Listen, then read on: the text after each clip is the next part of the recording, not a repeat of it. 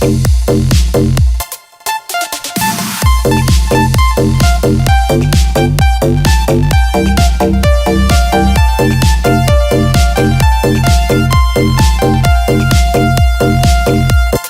cầu đi quán, đi bán lợn con, đi mua cái xong đem về đun nấu, mua quả dưa hấu về biếu ông bà, mua một đàn gà về cho ăn thóc, mua lược chải tóc, mua cặp gội đầu, đi mau về mau kẻo trời sắp tối.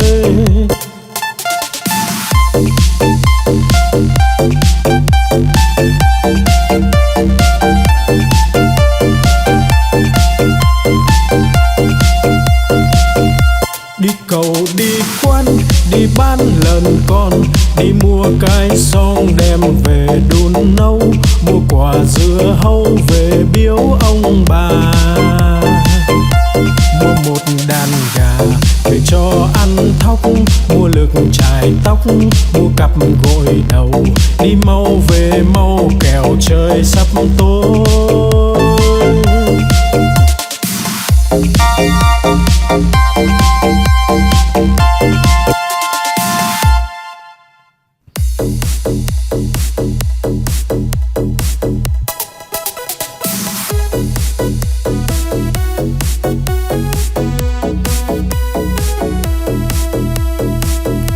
Bướm bay bướm lượn, bướm đậu nhành hoa, khoe đôi cánh đẹp rực rỡ muôn màu. Bướm bay bướm lượn, bướm đón mùa xuân, vàng xanh đỏ tím, bướm bay dợp trời.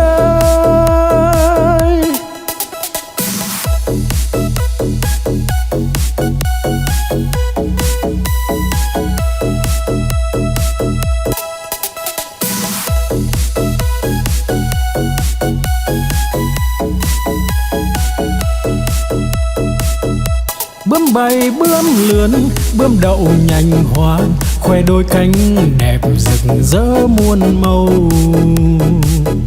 Bướm bay bướm lượn, bướm đón mùa xuân, vàng xanh đỏ tím, bướm bay dợp trời.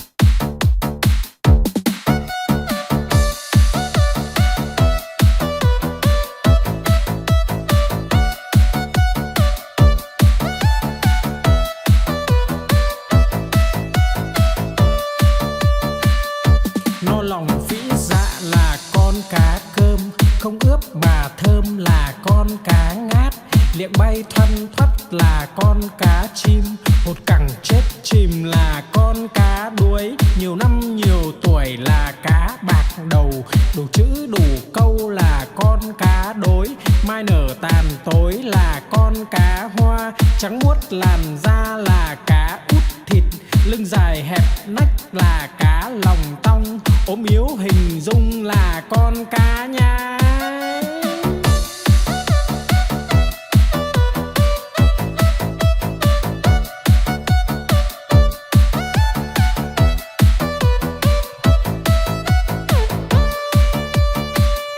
No lòng phĩ dạ là con cá cơm, không ướp mà thơm là con cá ngát, liệng bay thoăn thoắt là con cá chim, hột cẳng chết chìm là con cá đuối, nhiều năm nhiều tuổi là cá bạc đầu, đủ chữ đủ câu là con cá đối, mai nở tàn tối là con cá hoa, trắng muốt làn da là cá út thịt, lưng dài hẹp nách là cá lòng tong, ốm yếu hình dung là con cá nhái.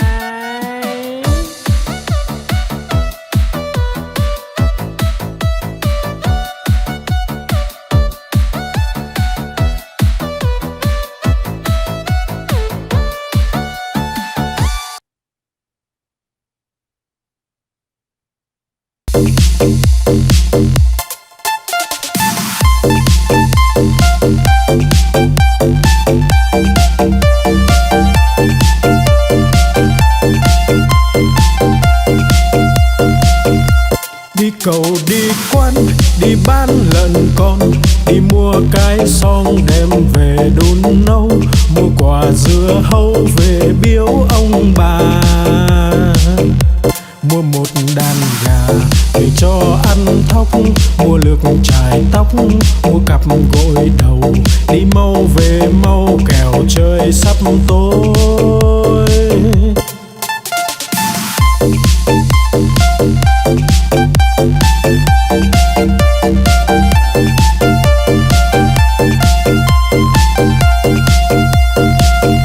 Đi cầu đi quán, đi bán lợn con, đi mua cái xong đem về đun nấu, mua quả dưa hấu về biếu ông bà,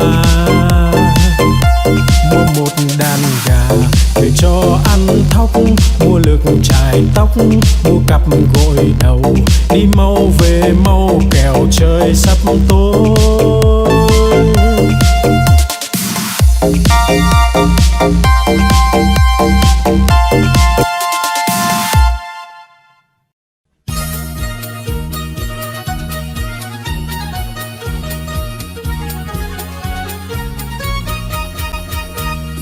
Đi chăn bò cầm cây roi thật to, bò không đi lấy cây roi ra chọc đít bò, bò đứng dậy đi ngay.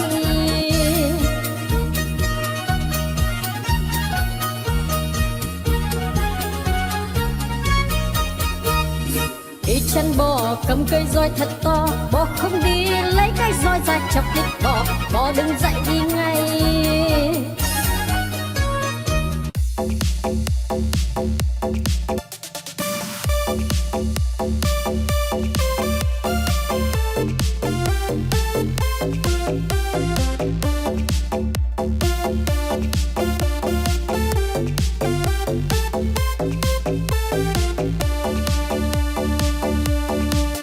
Con cua mà có hai càng, đầu tai không có bò ngang cả đời.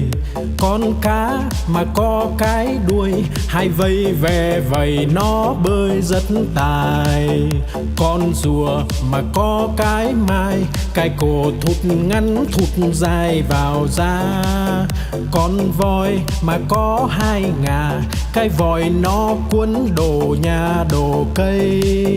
Con chim mà có cánh bay, bay cùng Nam Bắc Đông Tây tỏ tường.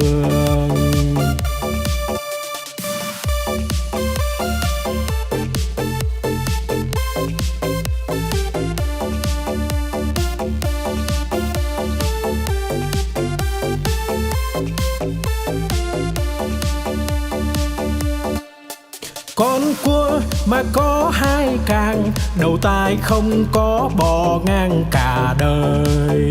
Con cá mà có cái đuôi, hai vây ve vầy nó bơi rất tài.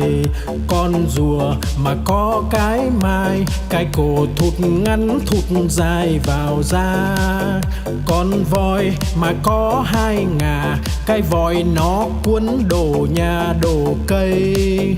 Con chim mà có cánh bay, bay cùng Nam Bắc Đông Tây tỏ tường.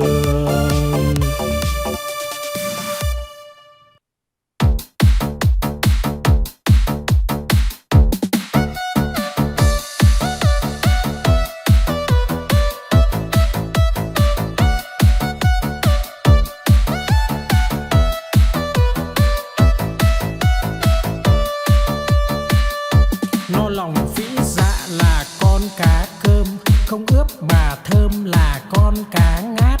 Liệng bay thoăn thoắt là con cá chim, một cẳng chết chìm là con cá đuối. Nhiều năm nhiều tuổi là cá bạc đầu, đủ chữ đủ câu là con cá đối. Mai nở tàn tối là con cá hoa, trắng muốt làn da là cá út thịt. Lưng dài hẹp nách là cá lòng tong, ốm yếu hình dung là con cá nhái.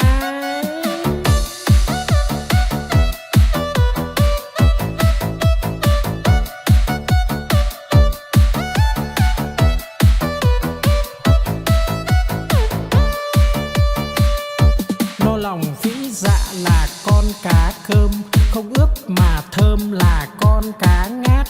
liệng bay thoăn thoắt là con cá chim, hụt cẳng chết chìm là con cá đuối, nhiều năm nhiều tuổi là cá bạc đầu, đủ chữ đủ câu là con cá đối, mai nở tàn tối là con cá hoa, trắng muốt làn da là cá út thịt, lưng dài hẹp nách là cá lòng tong, ốm yếu